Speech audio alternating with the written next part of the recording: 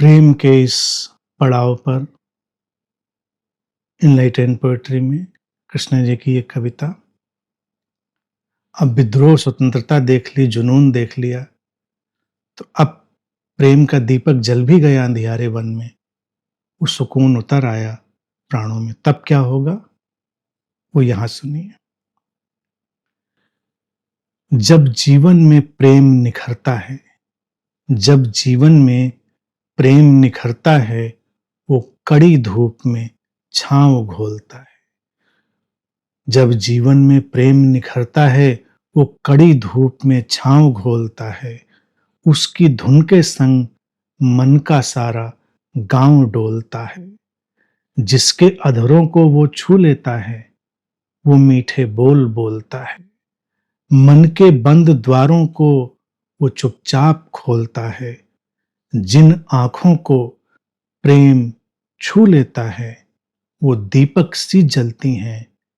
जिन आंखों को प्रेम छू लेता है, वो दीपक सी जलती हैं। जिन दीवारों से प्रेम टकराता है, वो एकदम ढहती हैं। प्रेम देह में जब अनायास उतरता है, देह का कण कण सोने सा चमकता है। प्रेम जब मन में आकर मिलता है, मन का सारा वन कस्तूरी सा महकता है। ये प्रेम का परिणाम है, रिजल्ट है। जीवन में प्रेम आएगा तो क्या,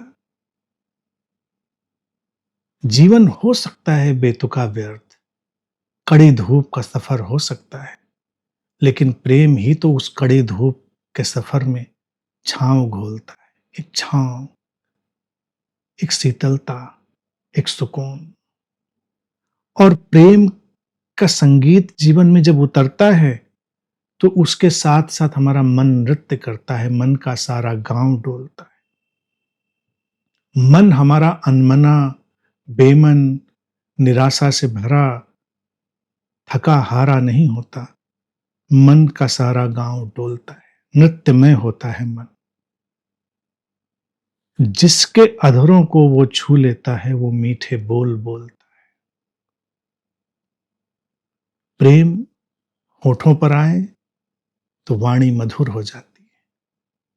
प्रेम ना हो तो वाणी हमेशा कड़वी और कटु बनी रहती है। और जिन आंखों में प्रेम आ जाए, वो दीपक सी जल उठती है। इसीलिए तो प्रेम में जलती आंखों को पहचानना मुश्किल नहीं होता। रहीम ने इसीलिए तो कहा था, खैर खून खांसी खुशी बैर प्रीत मदपान, दावे ना दबे जाने सकल जहान। प्रीत आई आंखों में तो आंखें जल उठती हैं, दीपक से टिमटिमा उठती हैं। उन आंखों को देखकर ही जाना जा सकता है कि इन आंखों में प्रेम उतरा है या इन आंखों में अभी भी अंधेरा है, इन आंखों में निराशा है। तो जहां कहीं दीपक से जलते नयन दिखें, ये जान लेना कि उन नयनों में प्रेम उतर चुका है। जिन दीवारों से प्रेम टकराता है, वो एकदम ढहती हैं। ये विद्रोह है। जीवन में कोई भी दीवार खड़ी होगी और प्रेम का संस्पर्श होगा, वो एकदम ढहेंगे, टूट कर गिरेंगी। प्रेम दीवारों को बर्दाश्त नहीं करता। और प्रेम जब देह में उतरता है, प्रेम का देह से, मन से, चेतना से कोई अंतर विरोध नहीं है। देह में प्रेम आए बहुत जरूरी है। तो देह का कण कण सोने सा चमकता है, देह में एक स्वर्णिम आभा आती है। अगर ग्लो लाना है स्किन पर, तो देह में, तो प्रेम में डूबो। कोई ब्यूटी प्रोडक्ट काम आने वाला नहीं, कोई मेकअप काम आने वाला नहीं, कोई वो इंजेक्शन और वो सब स्किन ग्लो लाने वाले इंजेक्शन होते हैं ना। कई लोग तो इंजेक्शन लेते लेते दुनिया से ही निकल लेते हैं। सुना होगा अभी स्किन में ग्लो लाने वाले इंजेक्शन। प्रेम ही वो इंजेक्शन है जो स्किन में ग्लो लाता है, सोने सी देह हो जाती है। क्यों? क्योंकि देह में एक शुद्धता उतरती है। प्रेम ही तो हमको सोने जैसा शुद्ध बनाता है। प्रेम जब मन में आकर मिलता है, मन का सारा वन कस्तूरी सा महकता है। तो मन दुर्गंध वाला ना हो, कस्तूरी जैसा हो, खुशबू वाला मन हो, वो प्रेम से भरा मन होगा।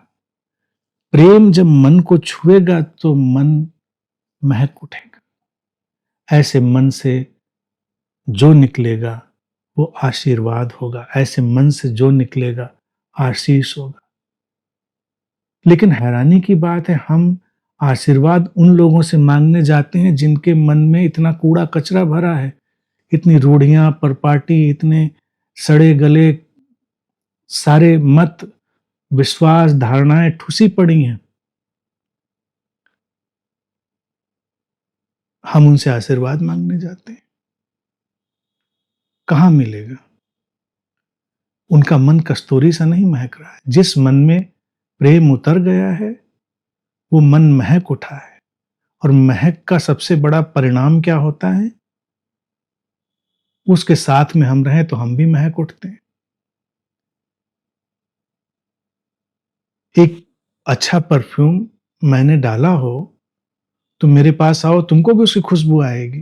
तुमने डाला हो, मुझे भी आएगी। तो खुशबू जो है वही आशीष है, वही आशीर्वाद है।